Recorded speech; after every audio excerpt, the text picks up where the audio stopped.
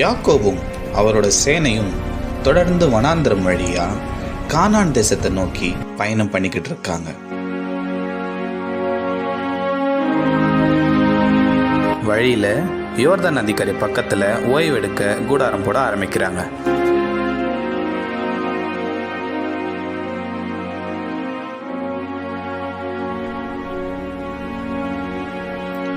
யாக்கோபு வழியில தேவதூதர்களை பார்க்கிறார்.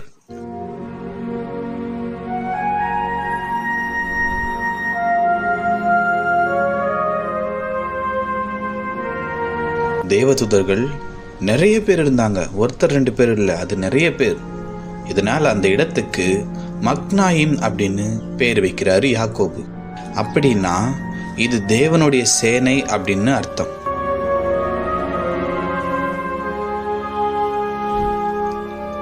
யாக்கோபோட சேனை இப்போ யோர்தான் நதிக்கு பக்கத்துல வந்து சேர்ந்தாங்க. யாக்கோபு கானானுக்கு போறதுக்கு முன்னாடி ஏதோம் சீமையில இருக்க சேயீர் தேசத்துல தன்னோட அண்ணன் ஏசா இருக்கிறதாக யாக்கோபு கிட்ட யாக்கோபோட உதவியாளர்கள் சொல்லியிருந்தாங்க. அதனால யாக்கோபு ஏசா கிட்ட போகலாம்னு முடிவு பண்றாரு. சில வேலையாட்களை கூப்பிட்டு, நீங்க என்ன செய்றீங்கன்னா, நீங்க என்னோட அண்ணன் ஏசா கிட்ட போங்க.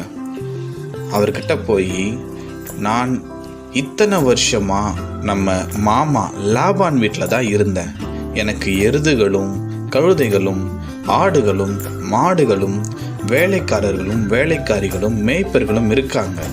உங்களோட கண்களில் எனக்கு தயவு கிடைக்கணும் அப்படின்னு உங்க அடியனாகிய யாக்கோபு சொல்ல சொன்னாரு அப்படின்னு செய்தி சொல்லி அனுப்புறாரு. யாக்கோபோட வேலையாட்கள் யாக்கோபு சொன்ன மாதிரியே ஏசா கிட்ட போறாங்க.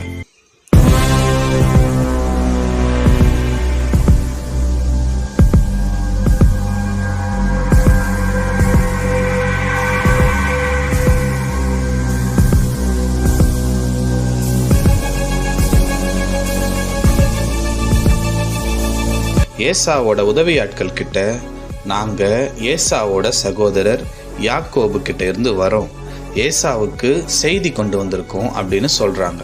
இதை கேட்ட ஏசாவோட உதவியாட்கள் உள்ள போய் ஏசா கிட்ட அனுமதி வாங்கிட்டு வெளியில வந்து மறுபடியும் அவங்கள உள்ள கூப்பிட்டுக்கிட்டு போறாங்க. அங்க சண்டை பயிற்சியும் வாள் பயிற்சியும் ஈட்டி பயிற்சியும் வீரர்கள் எடுத்துக்கிட்டு இருக்காங்க. இதெல்லாம் பார்க்கும்போதே யாக்கோபோட உதவியாட்களுக்கு கொஞ்சம் பயம் வருது.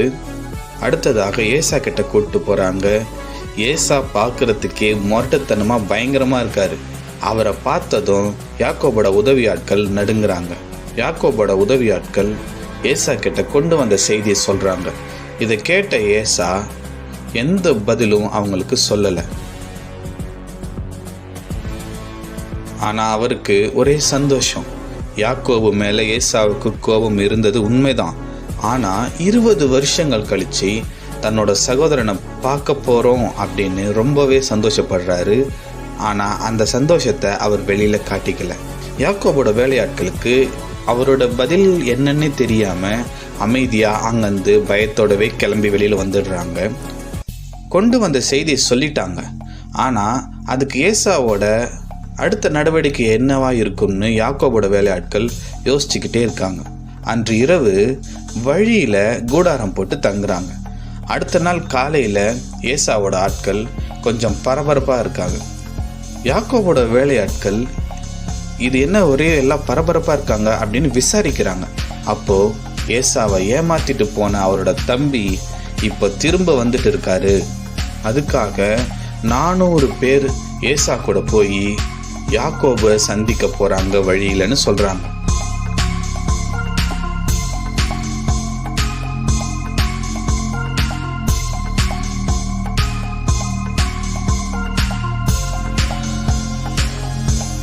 யாருக்கிட்ட இந்த விஷயத்த சொல்றோம்னு சொன்னவங்களுக்கும் தெரியல. உடனே யாக்கோபோட வேலையாட்கள் இந்த விஷயத்தை நம்மளுடைய எஜமான் யாக்கோபு கிட்ட உடனடியா சொல்லி அவனு குதிரையில ஏறி வேக வேகமா யாக்கோபு கிட்ட வராங்க.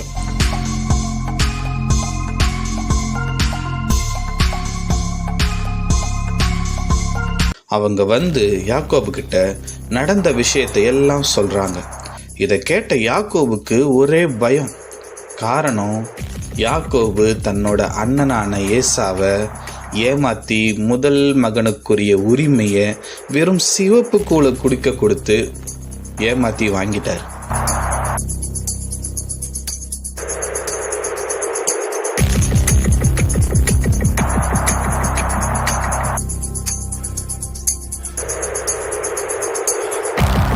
அடுத்து அவங்க அப்பா ஈசாக்கு ஏசாவுக்காக வச்சிருந்த எல்லா ஆசீர்வாதங்களையும் நான் தான் ஏசான்னு பொய் சொல்லி ஏமாத்தி வாங்கிக்கிட்டார்.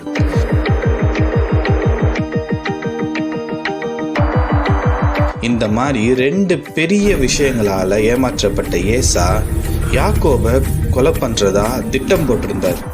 ஆனா அவங்க அம்மா ரெபேக்காக்கு இந்த விஷயம் தெரியவே ரெபேக்காவோட புத்திசாலித்தனத்தால யாக்கோபு தப்பிச்சாரு.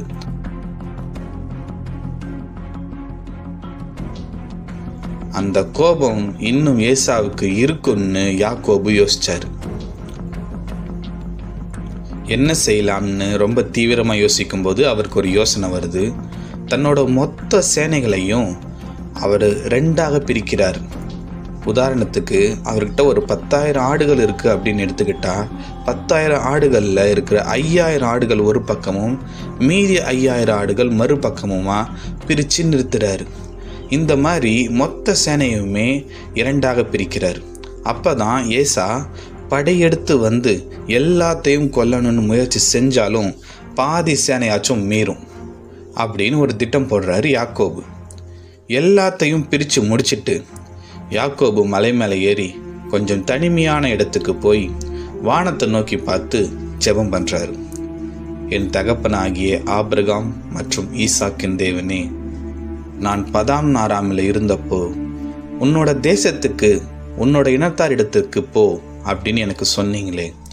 முன்னாடி இந்த யோர்தான் நதியை நான் கடக்கும்போது என்கிட்ட எதுவுமே இல்லை, வெறும் ஒரு கோலும் வெறும் கையுமா தான் கடந்து போனேன். ஆனால் இன்னைக்கு திரும்பி வரும்போது இந்த 2 சேனைகளுக்கும் என் எஜமானாக்கி இருக்கிறீங்க.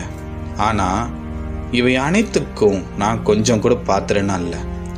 உங்களுக்கு கீழ்ப்படிஞ்சு இதோ அங்கேருந்து கிளம்பி வந்துட்டேன். இப்போ என்னோட சகோதரன் ஏசாவோட கைக்கு என்னை தப்ப வைங்க.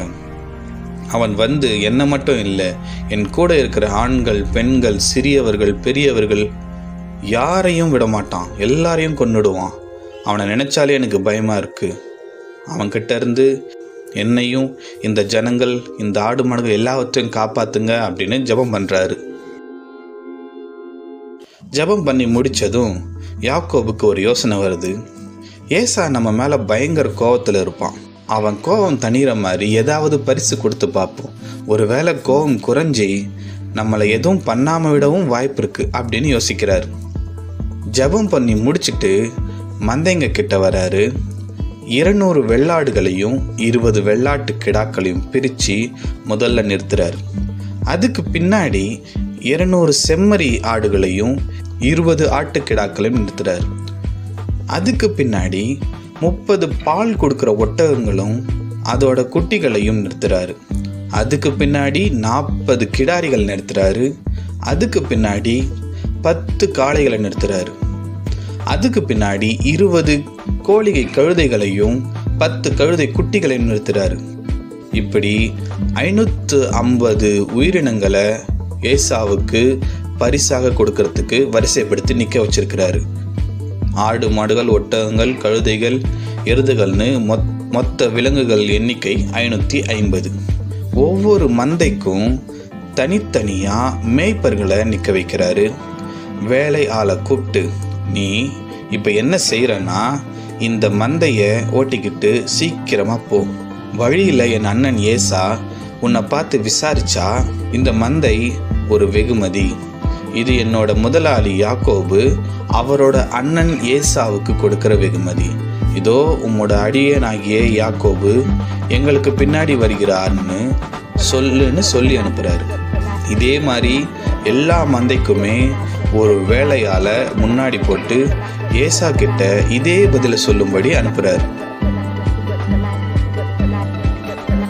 யாக்கோபு சொன்ன மாதிரியே மந்தைகள் கொஞ்சம் தூரம் இடைவெளி விட்டு விட்டு தனித்தனி மந்தையா போகுது.